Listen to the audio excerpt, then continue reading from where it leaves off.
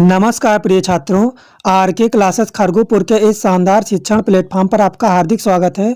छात्रों, आप लोग थंबनेल को देखकर बहुत ही सही वीडियो पर आए हुए हैं। सबसे पहले आप वीडियो को एक लाइक और एक शेयर जरूर कर दीजिए।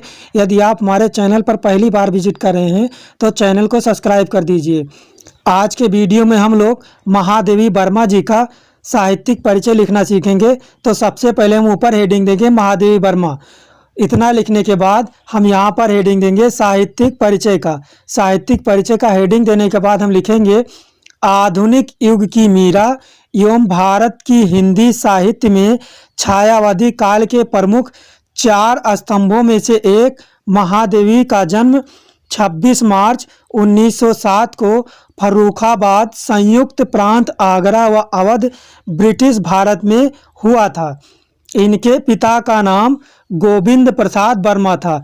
महादेवी वर्मा जी के पिताजी का नाम गोविंद प्रसाद वर्मा था। महादेवी वर्मा जी की आरंभिक शिक्षा इंदौर में हुई। सन 1916 ईस्वी में आपका विवाह यानी महादेवी वर्मा जी का विवाह रूपनारायण वर्मा जी के साथ हो गया। विवाह के पश्चात ही महादेवी वर्मा ने मैट्रिक, FA तथा MA की परीक्षाएं उत्तीर्ण की। कुछ समय तक चांद नामक पत्र का संपादन किया। इन्होंने कुछ समय तक चांद नामक पत्र का संपादन किया, ये संपादक रही। उसके बाद हम लिखेंगे और इसके पश्चात प्रयाग महिला विद्यापीठ के प्रधानाचार्य पद को सुशोभित किया। ये प्रयाग महिला विद्यापीठ के प्रधानाचार्य भी रहीं। इसके बाद हम लिखेंगे इन्होंने साहित्य संसद नामक संस्था की स्थापना की और इसके माध्यम से हिंदी लेखकों की सहायता का प्रशंसनीय कार्य किया। महादेवी वर्मा जी को नीरजा पर 500 रुपये का सक्सेरिया पुरस्कार तथा यामा पर 1200 रुपये का मंगला प्रसाद पारितोषिक प्राप्त हुआ था। यहाँ तक लिखने के बाद हम थोड़ा और बढ़ेंगे और लिखेंगे महादेवी जी उत्तर प्रदेश विधान परिषद की सदस्य भी रहीं। भारत सरकार द्वारा इन्हें पद्म भूषण अलंकरण से अलंकृत किया गया था, यानी इन्हें पद्म भूषण पुरस्कार प्रदान किया गया था। सन 1987 ईस्वी में इनका परलोकवास हो गया, यानी सन 1987 ईस्वी में इनका निधन हो गया था। यहाँ तक हमारा साहित्य परिचय हो जाता है। इसके बाद हम इनकी कृतियाँ लिखेंगे और कृतियों की हेडिंग में हम डालेंगे काव्य। इनके काव्य में हो जाता है निहार, रश्मि, नीरजा, सांद, गीत, दीपशिखा, यामा आदि। यहाँ तक इनकी कृतियों में काव्य हो जाते हैं। काव्य रचनाओं के बाद हम इनके निबंध संग्रह को लिखेंगे। हम निबंध संग्रह की हेडिंग देंगे और उसमें लिखेंगे अतीत के चलचित्र, स्मृति की रेखाएं, श्रृंखला की कड़ियाँ आदि।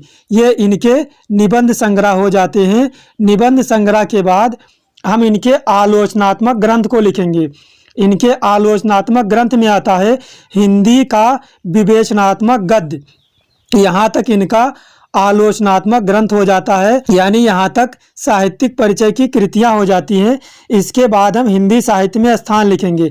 यदि आप किसी लेखक या कवि का साहित्यिक परिचय लिखने के बाद हिंदी साहित्य में स्थान लिख देते हैं तो आपका साहित्यिक परिचय में 4 चांद लग जाता है, यानी आपका साहित्यिक परिचय बहुत ही बेहतर माना जाता है। तो हम इनके हिंदी साहित्य में स्थान में लिखेंगे महादेवी का हिंदी साहित्य को बहुत ही महत्वपूर्ण योगदान रहा है।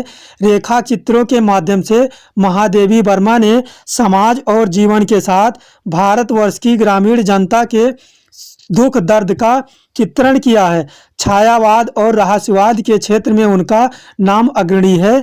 उन्होंने साहित्य के अतिरिक्त सामाजिक क्षेत्र में उज्ज्वल कार्य किया है। यहाँ तक हमारा हिंदी साहित्य में स्थान हो जाता है। यदि आप इस प्रकार से साहित्यिक परिचय और उनकी कृतियाँ लिखेंगे तो आपको 5 के पूरे 5 अंक प्रदान किए जाएंगे, यानी आपको 100% मार्क दिया जाएगा। तो यहाँ पर साहित्यिक परिचय लिखने पर आपको 3 अंक तथा उनकी कृतियाँ लिखने पर 2 अंक, यानी कुल मिला के आपको 5 अंक प्रदान किए जाएंगे। इस प्रकार से हम महादेवी वर्मा जी का साहित्यिक परिचय लिखेंगे। यदि आप इस प्रकार से बेहतरीन तरीके से साहित्यिक परिचय लिखेंगे तो आपको 100% गारंटी के साथ 5 के पूरे 5 अंक प्रदान किए जाएंगे। आपका एक भी नंबर कट नहीं किया जाएगा। धन्यवाद।